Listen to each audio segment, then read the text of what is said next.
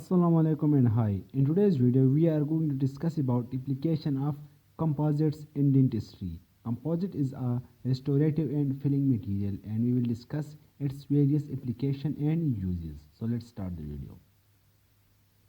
The first one is due to excellent aesthetics results, these materials are ideally suited for interior applications such as restoration of proximal division, abrasion, erosion and incisal tip fracture. देखो यहाँ पर हमने तमाम तर wear के जो methods हैं वो हमने काउंट कर लिए। देखो हमारे पास एब्रेजन से भी वियर हो सकता है, एरोजन से भी टूथ वियर हो सकता है और फ्रैक्चर से भी हमारे टूथ के डायमेंशंस चेंज हो सकते हैं।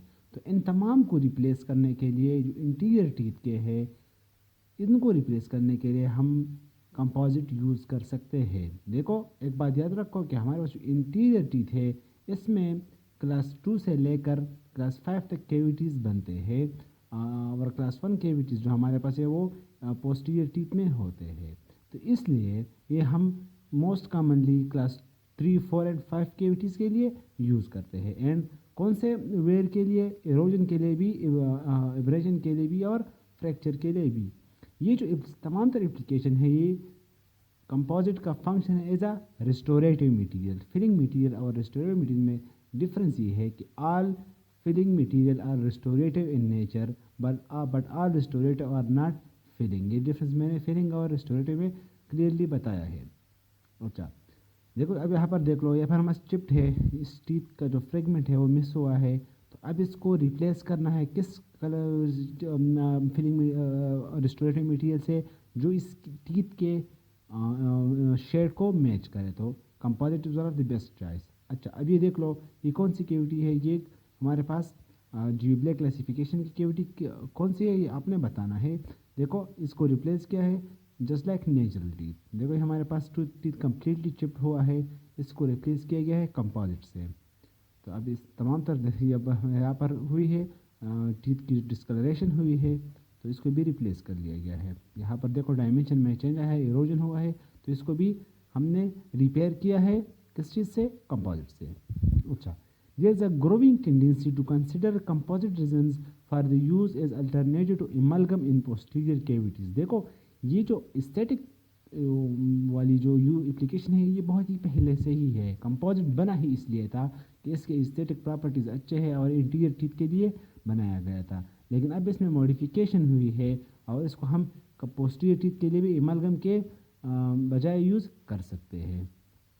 देखो अब देख सकते हैं हमारे पास पोस्टीरियर टीथ है, अक्लूजल सरफेस क्लास 1 कैविटीज़ है, इसको रिप्लेस किया गया है एमालगम से। तो यहाँ पर कंपोजिट से। तो इसके लिए पहले एमालगम यूज़ होता है। देखो यहाँ हमारे पास एमालगम फिलिंग है, इसका स्ट्रेंथ ज़्यादा है लेकिन अनप्लेजेंट है बहुत ही। इसमें एरोजन और कोरोजन के प्रॉब्लम्स भी है, गिल्वानिक पेन का मसला भी हो सकता है। अब यहाँ पर आप देख ले ये हमारे पास पोस्टीरियर टीथ में भी कंपोजिट हमने अप्लाई किया है।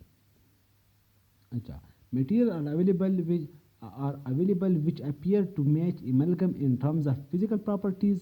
However, the technique of placement for composite in posterior teeth without incorporating voids is difficult. voids हमारे पास क्या है? एक एयर इंटरप्शन है, तो इसलिए कंपोजिट को हम जब हम पोस्टीरियर टीथ में पुट करते हैं तो होल्स और वॉइड्स बनने का खदशा होता है। In addition to the durability of composite appear to be inferior to that of amalgam, particularly in class 2 cavities due to wear।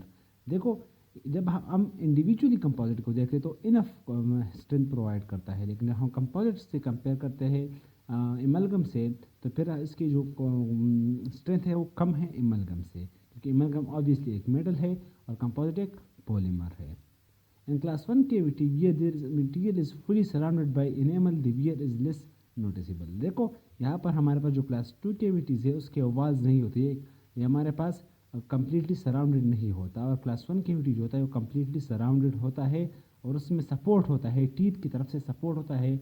While in the case of class 2 cavity there is not enough support of walls of teeth. So इसलिए class 1 cavities में हमारे पास Aldous के stress ज़्यादा है teeth की वजह से, लेकिन सपोर्ट की वजह से यहाँ पर वियर कम होता है। वाइल इन क्लास 2 कैविटीज़ हमारे पास स्ट्रेसेस कम है, एक्सटर्नल एजेंट के फोर्सेस कम है, मिस्टिकेटरी फोर्सेस कम है, लेकिन सपोर्ट ना होने की वजह से यहाँ पर वियर ज़्यादा होता है। तो एमलगम को हम हम क्लास 2 केविटीज़ के लिए यूज़ करेंगे, और जो हमारे पास कंपोजिट है वो हम क्लास 1 केविटीज़ के लिए यूज़ कर सकते हैं। अच्छा, कंपोजिट से हम इनले भी बना सकते हैं, इनले, ऑनले, पॉन्टिक्स, अबंडमेंट। इस पर कंप्लीट एक सेपरेट वीडियो मौजूद है, प्लेलिस्ट में वीडियो मिल जाएगी। देखो हमारे पास ये इनले है, इनले को हम बनाने जा रहे हैं टीथ टीथ के लिए। इससे पहले हम इसके मेटल पोर्सलिन से बना देते, वैक्स से बना देते, लेकिन अब हम कंपोजिट से भी बना सकते हैं इनलेस। अच्छा, इसमें कुछ theoretical consideration है। Another approach to overcoming the effect of shrinkage and the resulting macro leakage that may occur in the use of composite inlays। देखो हमारे पास जब हम कंपोजिट इनले बनाते हैं तो इसमें क्या होता है, श्रिंकेज होता है। जब देखो कंपोजिट में मैंने प्रॉपर्टीज में बताया था कि कंपोजिट में श्रिंकेज बहुत ज़्यादा होता है। तो इसमें जब हम इनले तो बना लेते हैं कंपोजिट से, लेकिन इसमें जो श्रिंकेज होता है इसको मिनिमाइज़ कर सकते हैं हम मुख्तलिफ अप्रोचेस से।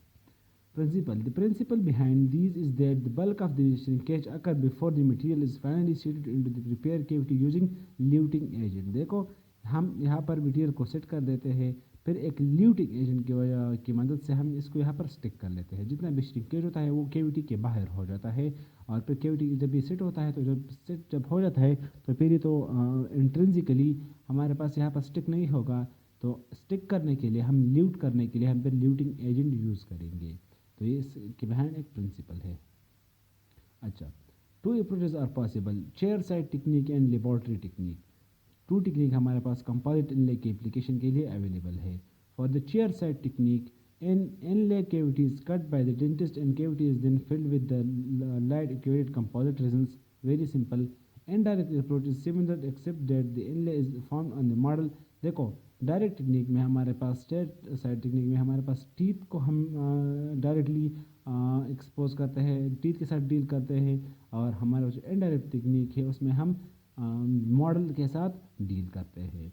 Composite inlays is seated back into the prepared cavity using a composite resin luting agent। composite में हमारे पास वेरियस एजेंट्स आते हैं, इसमें लाइनिंग भी है, ल्यूटिंग भी है, फिलिंग मटेरियल भी है।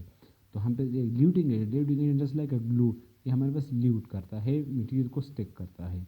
ल्यूटिंग और लाइनिंग में क्या डिफरेंस है, सेपरेट वीडियो प्लेलिस्ट में मौजूद है। So this is the applications of composite. आपने देख लिया होगा, समझ में हम ये कह सकते हैं कि composite is a very diverse range of applications. So that's all. Thank you so much for watching.